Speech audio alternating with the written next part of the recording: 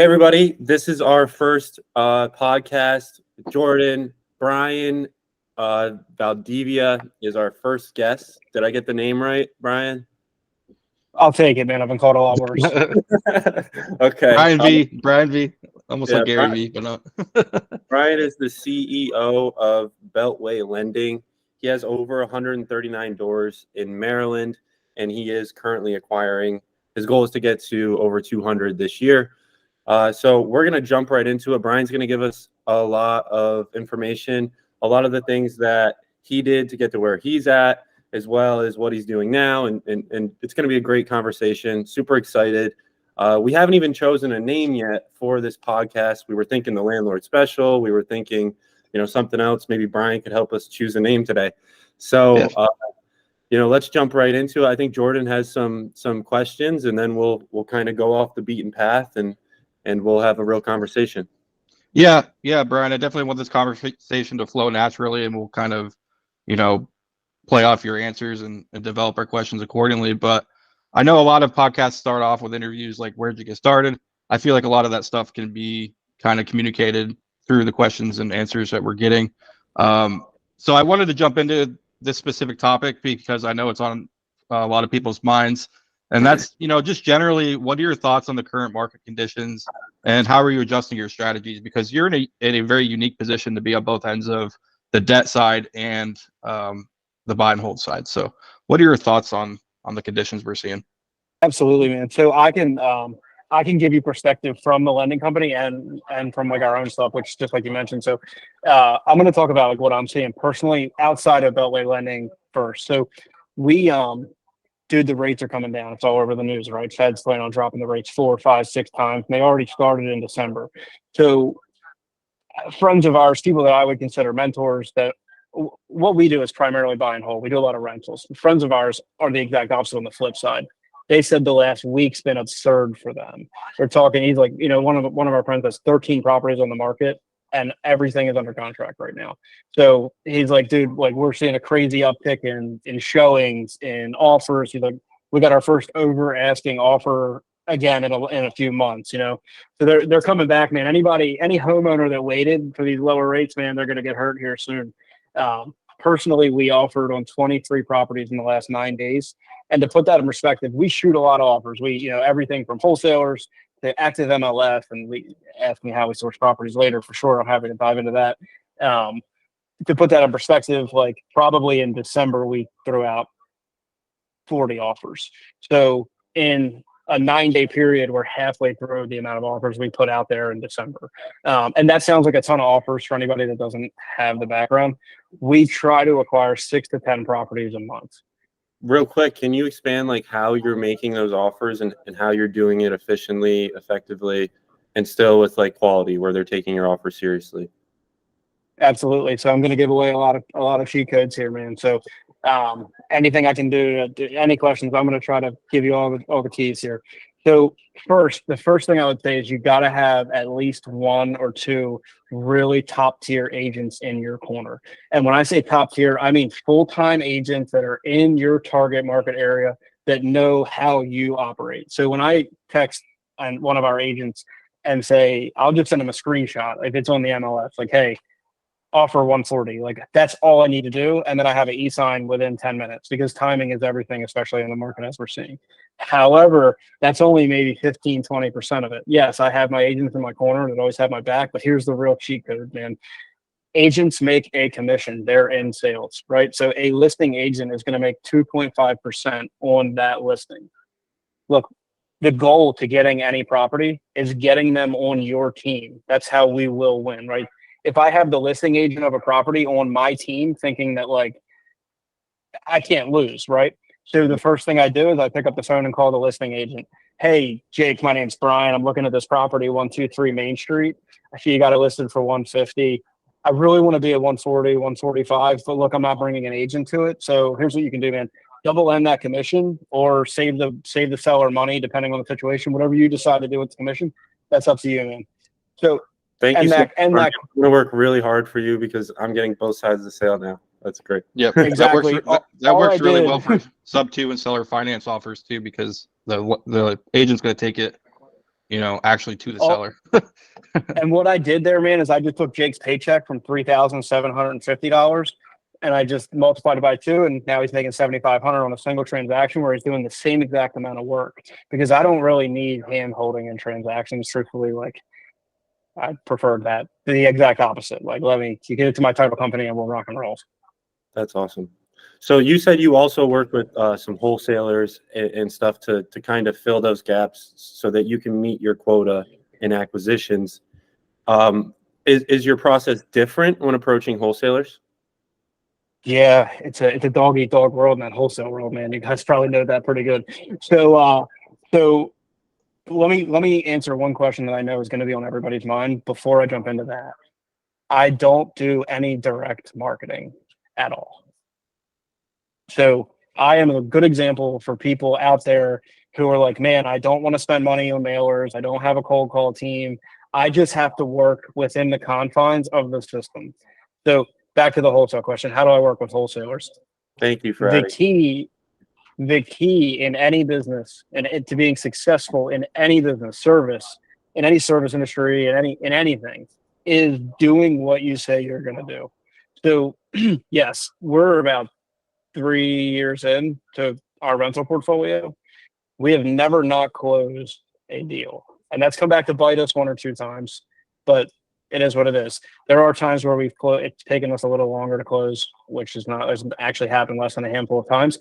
But so I tell you this because on day one of being an investor, calling wholesalers or like getting on wholesale lists and then finding a property that they have, like it doesn't carry the same weight as if I did it today. Like if a brand new investor reaches out to a wholesaler and I reach out to a wholesaler, I'm probably getting that deal $5,000 less than the new investor because they know I'm going to close.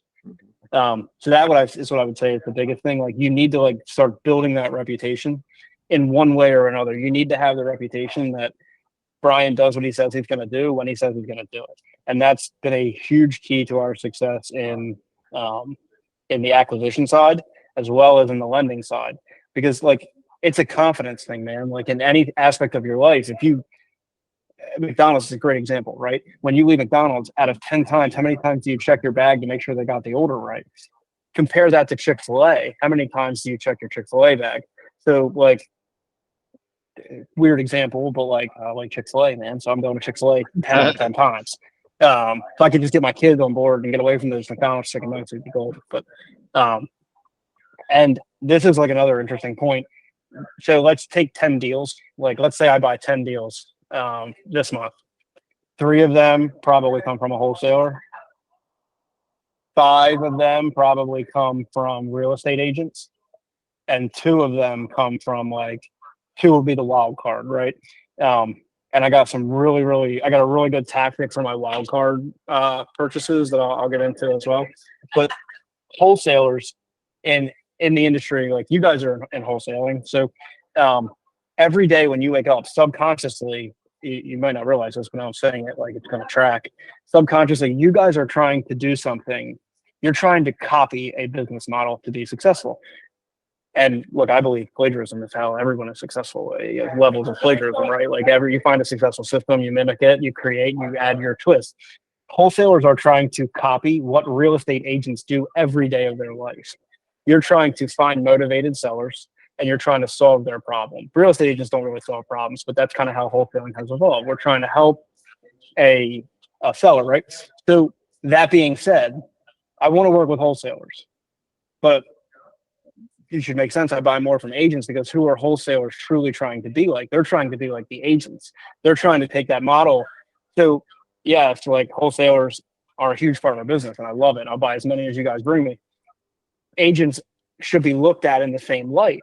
So we really nurture relationships with agents. As you could tell, like I always call the agent, I try to offer them the commission, look, you're gonna run into agents who like don't want to do that, don't want to be a piece of that, or don't like understand what you're doing.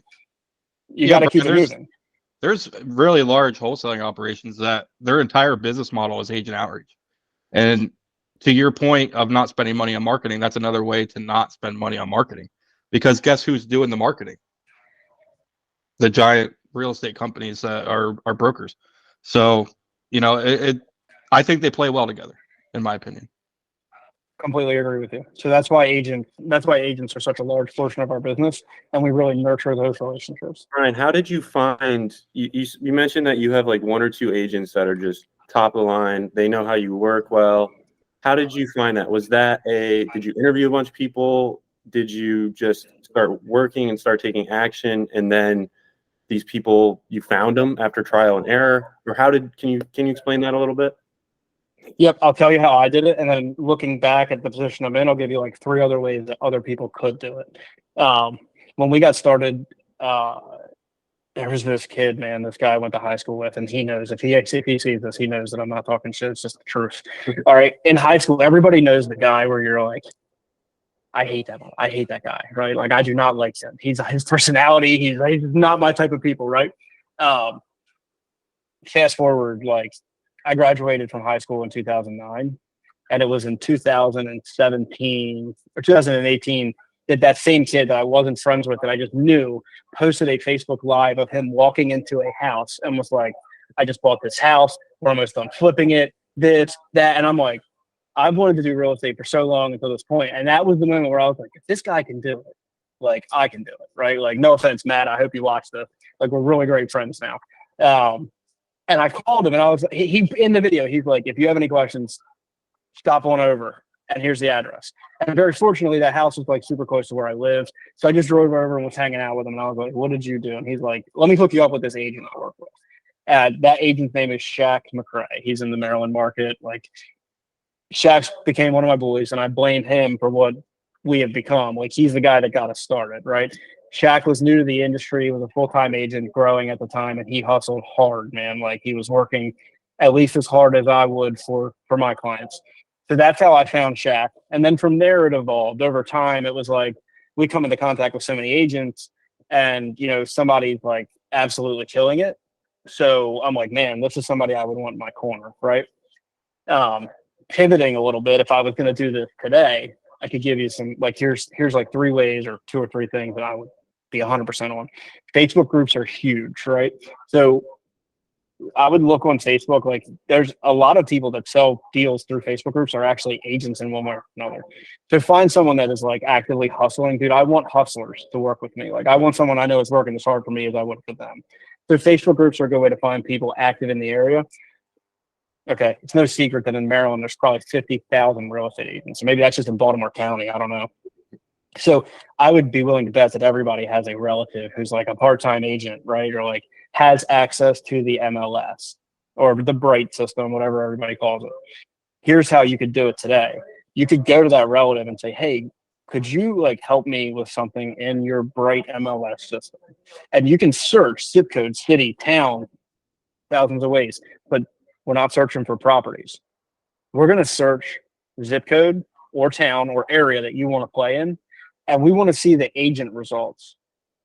Okay, Jake is selling 15 houses a month in Dundalk. Jordan is selling 3 houses a month in Dundalk. Okay. First off, 3 houses a month in Dundalk is still pretty good. I'm probably still calling both of you.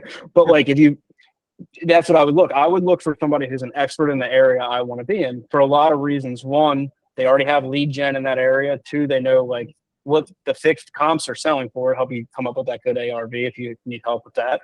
That would be my way to do it, man. And then the last thing would be like just through organic networking. A lot of people, I have a good reputation for networking. I've actually like somebody outed me in a panel I was on, and they're like, I'd say Brian was one of the best networkers I've ever met. And I'm like, oh, crazy. But like organic network, man, and talking to people, that's truly how you're going to expand. So like you're going to come in contact with people, and like it's going to pay dividends if you can talk to people.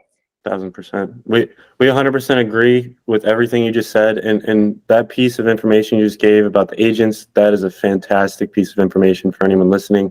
I would double down on that and suggest that as well. So Brian, can you tell us, like, you have 139 doors now. You're about to close on more deals. You just submitted 23 offers in the last week.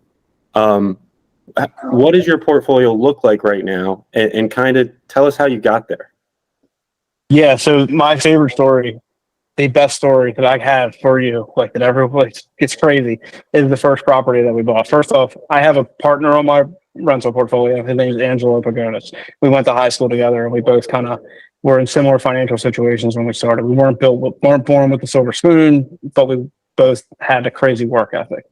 So the best story I got for you, like how we got started, everybody says, hey man, partnerships, they get tested and they fail. Like 90% of partnerships fail. It's a great thing, right? So let me tell you about the first house we bought. The first house we bought was in 2019.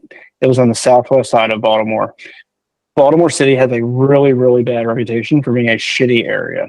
Okay, so imagine that really, really rough area. That's where we bought a house. Like, we were looking at houses that would cost $5,000, $5, $7, $10,000, and that was like our target. That's what we wanted. And that was because I had $7,000 in the bank and he had $7,000 in the bank. We're like, we got 14 grand. We're going to figure this out. Right. So we come across this deal that is listed on Craigslist of all places. Like, this is when Craigslist is still a thing. And it's Southwest Baltimore. It's on Wilkins Avenue for anybody that's super familiar with the area. And it's listed the subject literally says, house for sale, $21,000, seller financing. So I was like, man, this is the way we could really make our 14 grand feel like a lot more. There's no credit check, no crazy down payment requirements. So we talked to the guy and he's like, give me $5,000 and pay me like $283 for whatever, 7 years, and then it's yours. So we take our 14 now, thinking about this logically. So -5 and some set. We didn't even think about settlement charges because this is the first property. So we're like, okay, we're going to spend $5,000. We're going to have a 9, feel like 10. Maybe we'll put up a little bit more. And we see this house, man, and we're like, oh, we can definitely renovate this house at $10,000. But first of all, man, like, anytime you buy a house for $20,000, like, you're not renovating it for $10,000, okay? Like, 1,000 square foot townhouse, like, it ain't $10,000, okay? Like, we had no idea at the time, man. This was your first deal. You went on Craigslist, off market, completely off market. Yep. Exactly. And that guy actually turned out to be super cool and we became really good friends. He's actually like, all he does is seller finance model. So he buys bulk, cleans them out like a wholesale similarly, I guess, but he seller finances 2 investors.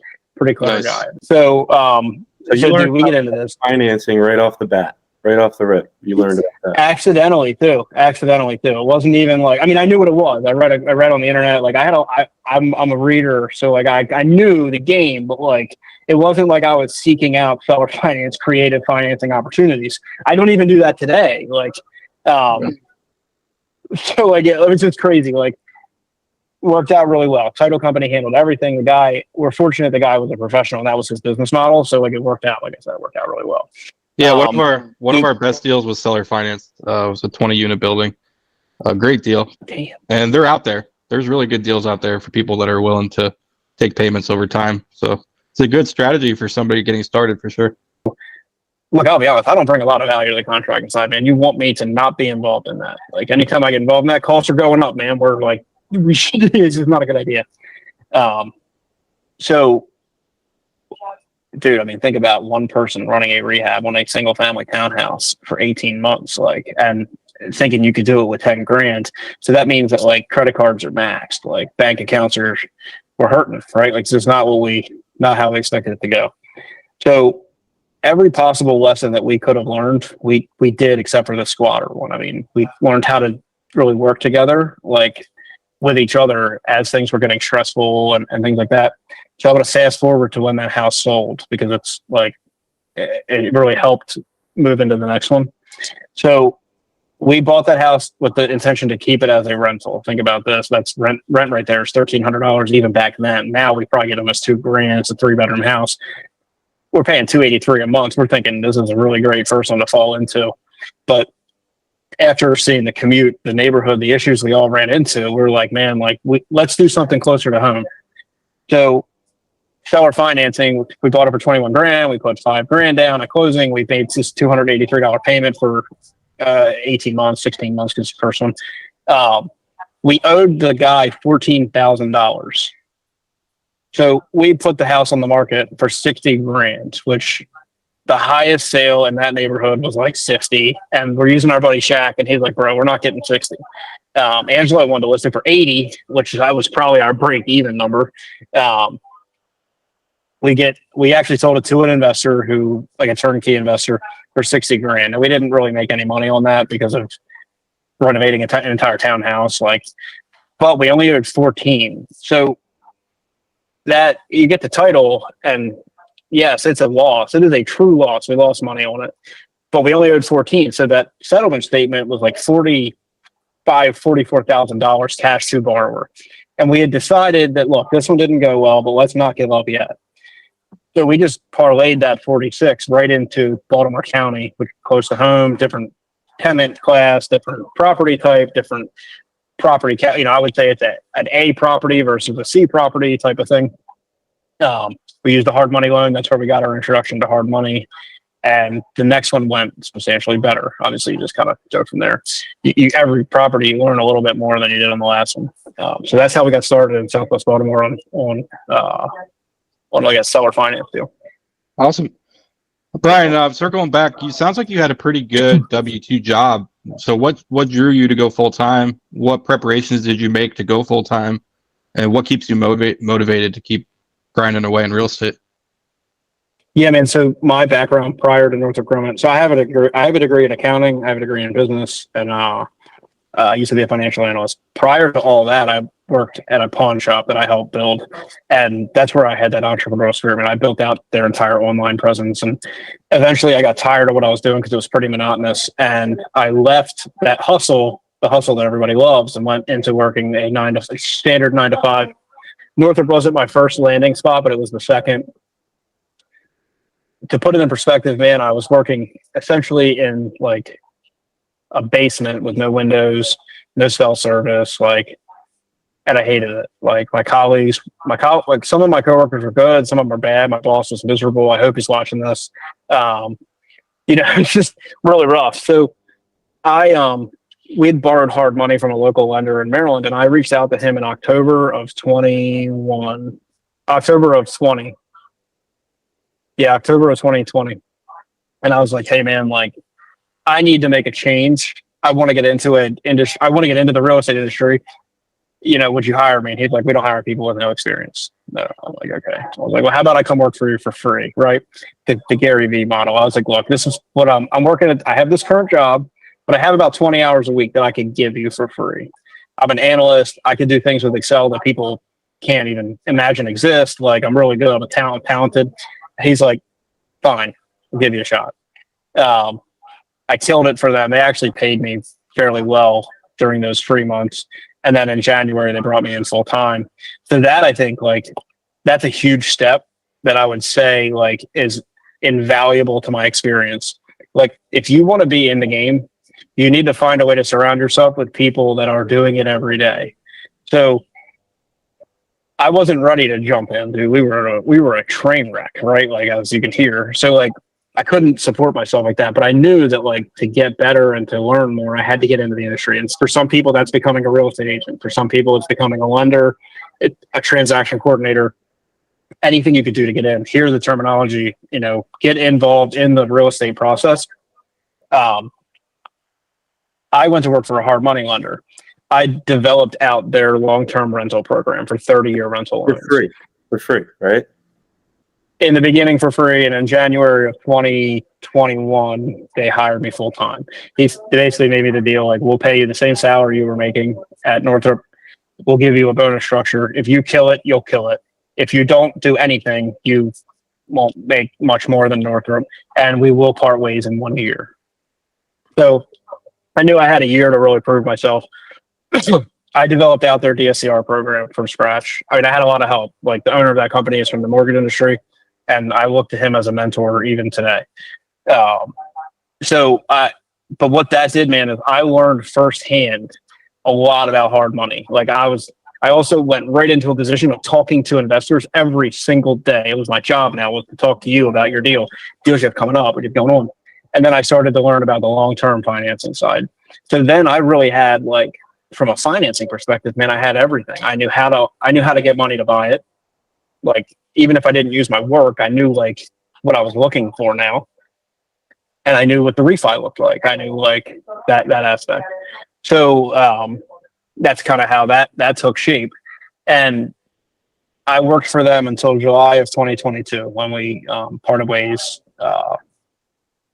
And it was, like moral of the story here, find a way to get involved in the real estate community one way or another. If you can make that your job, do it. Drop everything and do it. If you want to be in the game, surround yourself with people doing it every day.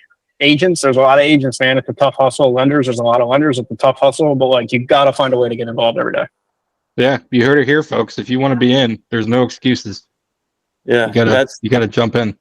that story is really valuable for a lot of people, Brian. I mean, Gary Vee's been saying it forever on social media that I've heard, and I offer to work for people for free, and that's what you did. I think that's a great opportunity for somebody to get in somewhere, prove themselves, and then maybe go full time with that company. I just want to backtrack a little bit because you didn't leave your job until 2020, but you bought your first property in 2009. So were you buying 19. Oh, 19. Sorry. So you were dabbling in it. And then how many properties did you have when you actually like quit? Okay. So I wouldn't say that I became like full-time street hustler until July of 2022. That's when July of 22 is when my W-2 went away. That was the end of it. While I was working for that hard money lender. So our portfolio of 139 units, we bought our first one of those May of 2021. We were exactly like you said, dabbling in it from 2019 until May of 2021.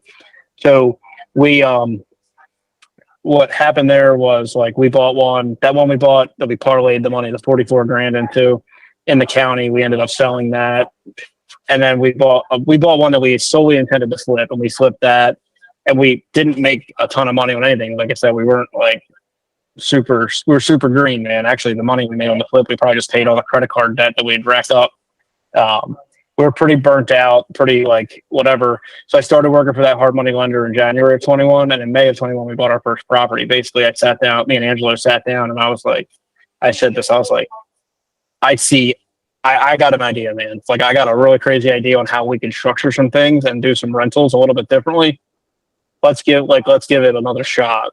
Like we weren't necessarily parting ways, but we were definitely both pretty like down in the dumps about everything. So it's just not going the way we wanted it to.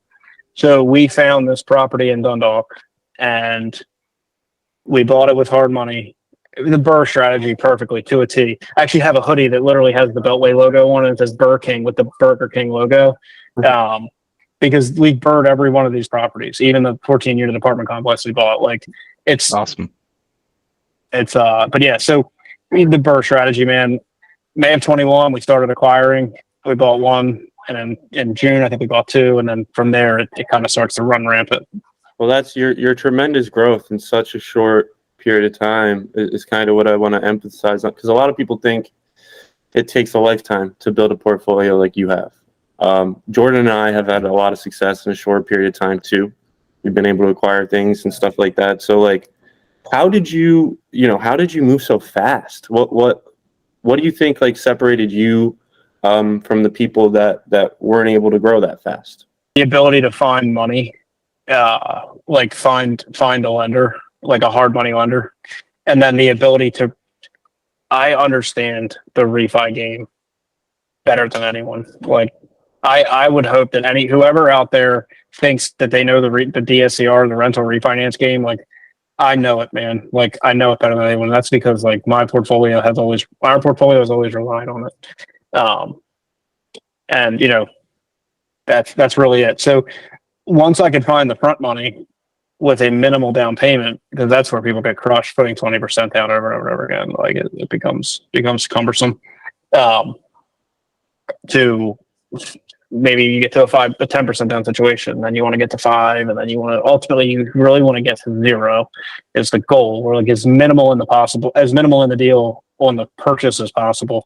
And I'll talk to our strategy for how we acquire is different. We don't rely on cash out refinances, which a lot of investors do. So if you could shift things a little bit and not need to cash out, then you can truly scale faster. So scaling and rentals, cash out refinances generally have a seasoning period of 90 days. That's what beltway lending is. So if you want to do a cash out refi with us, I need you to own the property for 90 days. Now we close on the 90th day. So we're starting at like the 2.5 month mark or 2 month mark, whatever.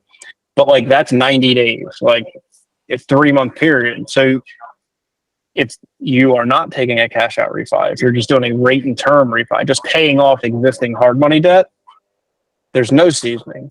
So imagine finding something that's turnkey or almost turnkey or rented or anything that needs very minimal carpet, paint, touch ups, like, to buy it, do that on week one and then refi.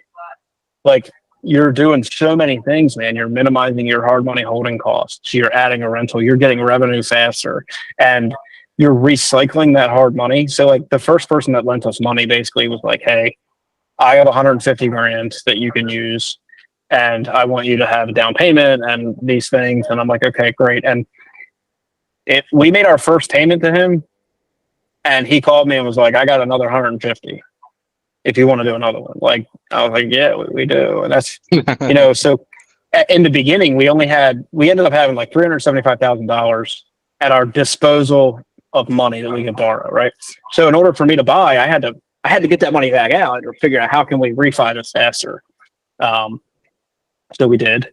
And I'm happy to tell you that up until 2020, halfway through 2023, our average time in a hard money loan was like 48 days. Like, from closing to refi closing, it was 48 days, man. You're talking about a payment on the HUD and possibly one payment depending on timing. So now the lenders make points, so they're pretty happy to make those 2 points over and over again. But Brian, is any of your debt non-recourse? Is it all personal guaranteed? it's all personally guaranteed. It's all recourse debt, full recourse. Yep. Credit unions will be your place for non-recourse, man. We don't do a ton of loans through them. Credit unions are a super good tool for mixed use property, commercial properties, and substantially larger unit properties. That's where when people come to me and they're like, "Hey, where do I refi this?" or "Can you help me?" I'm like, "Hey, look, I can, but like, you're going to be paying 8%, right? If you go to this credit union, I have a connection. I'll send the email right now and tie you in. Their rates are 6.75%. And like the underwriting, yeah, it's a little bit more in depth at a credit union than it would be with us. But like, dude, we'll help you. Like, our team will help you get through it.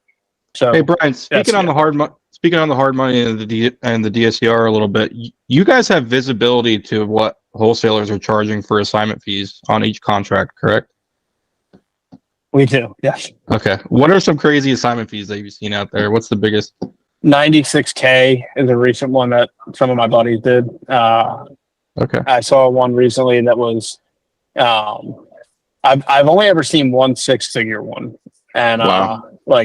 and it was such a strange deal too. Like, it's like in the neighborhood where I buy. It wasn't my deal. Like, someone brought us the deal to like do the funding for, and I looked at it. It was $110,000 purchase price, and I'm like, damn, like I would have paid 120 for that house all day.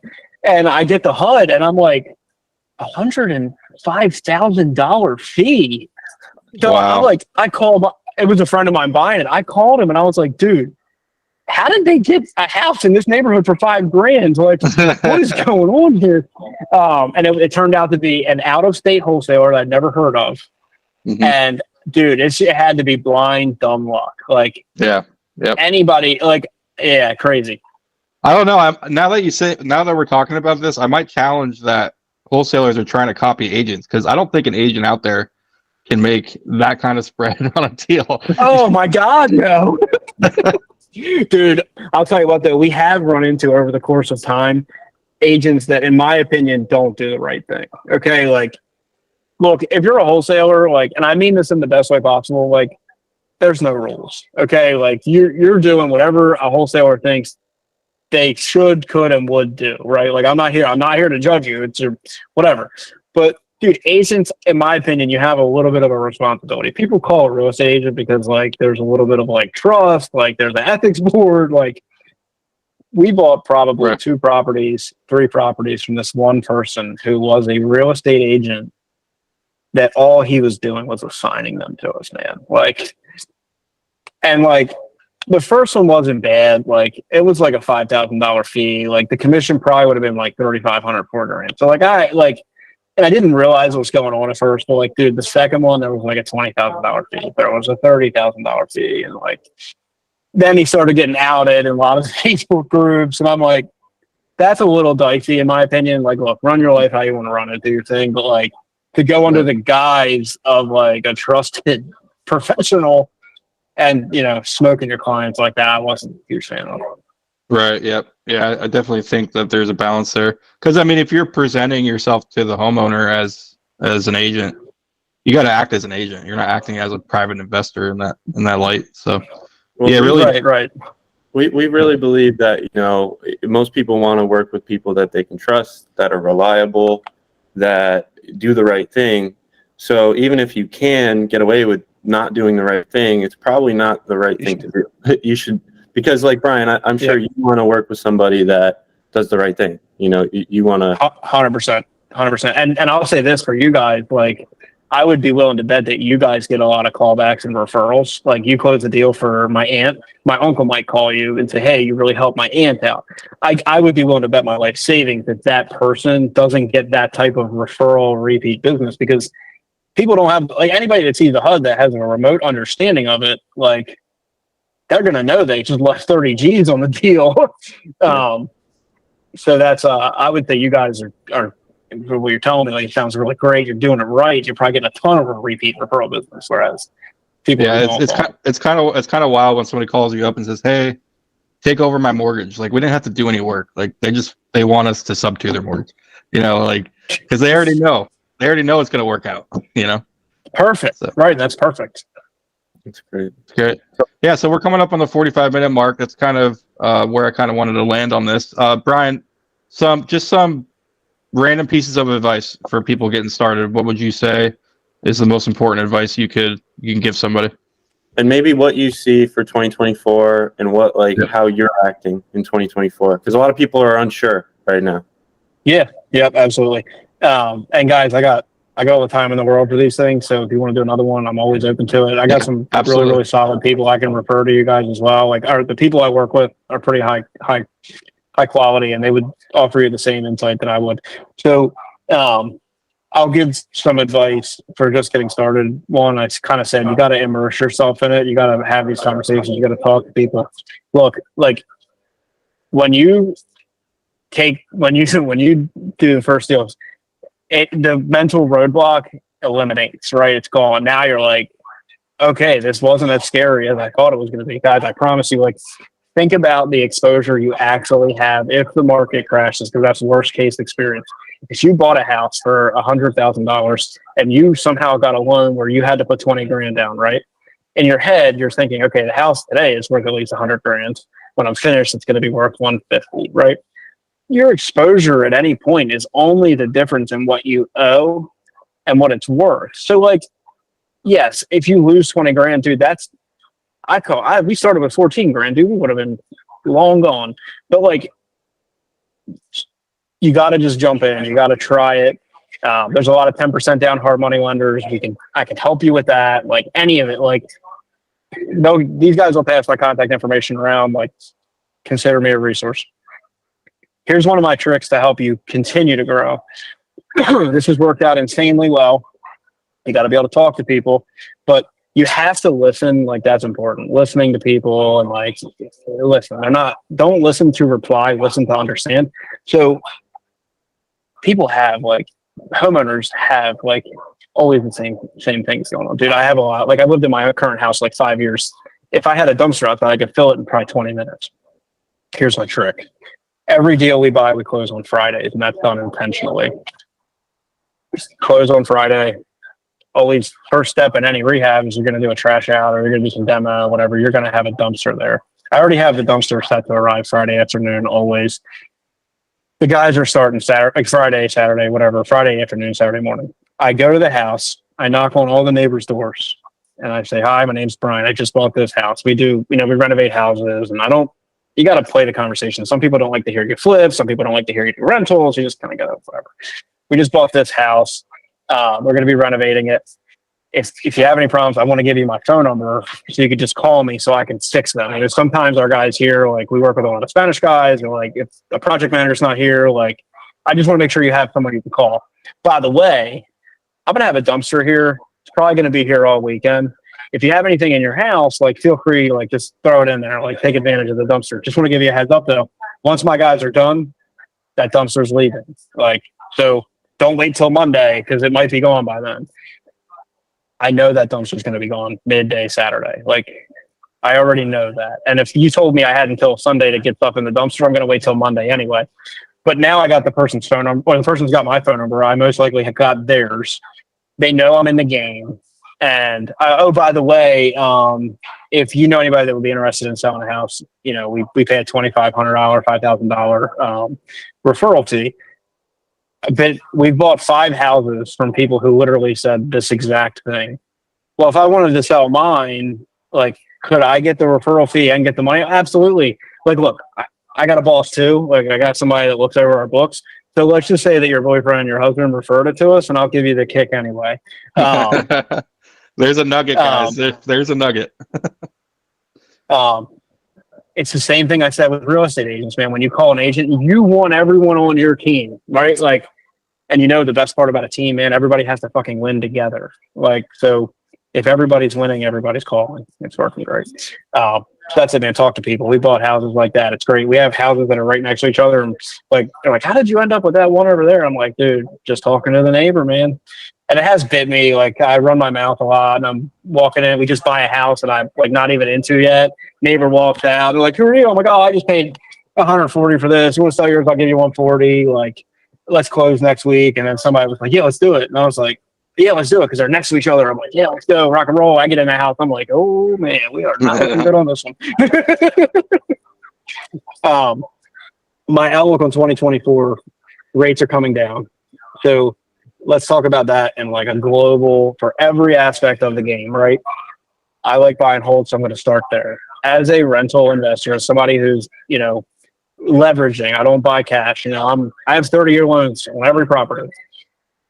When those rates come down, I mean, it just means my cash flow is going up, right? So for me, like, I'm super bullish. Like, just hearing that rates might come down. I mean, we were buying strong last year, but just hearing that rates might come down, I'm like, we need to add more rentals. We need to get 10 more ASAP. From a flipping perspective, if you're an investor that's flipping, rates coming down, more retail buyers are going to come back. Obviously, like, more offers are going to come in, more showings are going to come in. I think I wholeheartedly believe that 2024 is going to be a very, very lucrative year for anybody that has a good process for flipping properties. I think you flippers are going to make a lot of money this year. And I got like 3 or 4 friends in like what I would consider my like close circle who like are amped. They're like, one of the guys I'm friends with, he's down here. He's bought 20 properties since December 1st. Every single one of them is a flip. Like, dude, I'm like, dude, you're gonna have like in December. He's like 10 deep mid-December, and we're not seeing anything in the rate at that point. And I'm like, oh man, he's going all in on something here. And then, you know, end of December they announced, you know, 6 rate cuts, and I'm like, oh man, like he played it perfectly. Like, whether it's lucky or whether it's whatever, man, he's in a really great spot. Like, he's, you know, it's just good. I'm really pumped for him. I like that quote. I like the quote. You got to stay in the game long enough to get lucky. I like that. Yeah, I like that. Yeah, man. That's it. Anything else, man? Anything I can like? Right, look, I'm happy to do this all day. if people are looking, you know, to get lending, or maybe they want to learn more about you, what's the best way for them to get in touch with you? You can send me an email or you can shoot me a text. So I'll start with email and I'll do my phone number, and rest in peace for my text. But my email is Brian, BRIAN, @beltwaylending.com. Just reference this podcast. This is where you got me. 1, like, I always like to know where people call me from. 2, I like to give credits where credit's due. Beltway Lending pays referral fees. So we're on the commercial side of lending. You know, nobody get crazy. We're not on the conventional side, so we're allowed to send you a check if you refer me business. So, and no, I don't charge your buddy any more money. Like, it's just less money that my company makes. Like, and I'm perfectly fine. I love sending those checks out. We probably send out $13,000 to $15,000 a month in referral commission. It's like a half a point on the loan, so it's good money. definitely reference that so I can give these guys some credit and thank them and make sure they I take them out to dinner. But that, or you can just shoot me a text. Rest in peace. 443-845-2273. That's my personal cell phone. That's everyone that I work with and that knows me will tell you things in my hand all the time. So And happy we're to all that in the description of this video. Wherever you're watching this, it'll be in the description down at the bottom. And Brian, you also have, you have a hard money. So you're doing, you said you have a 3-month seasoning period for a DSCR refinance, but a rate and term is no based seasoning. right away. That's awesome. That's something I didn't know. I just learned it. So that's great. Thank you so much for your time. I don't know, Jordan, if you have anything else to add. I really appreciate That's all I it. have, Brian. I really appreciate your insights. I was waiting for the nuggets, and I'm glad I got them. I love that referral thing that you did with the neighbors. That's great. It's a great way to do it. It's something that we could apply because of just transaction volume with wholesaling is high. So we're always able to knock on doors next door. That's great. So yeah, Brian, I appreciate your time. That's all we have for now. I definitely think we're going to talk again in the future. So super excited. Thank you, man.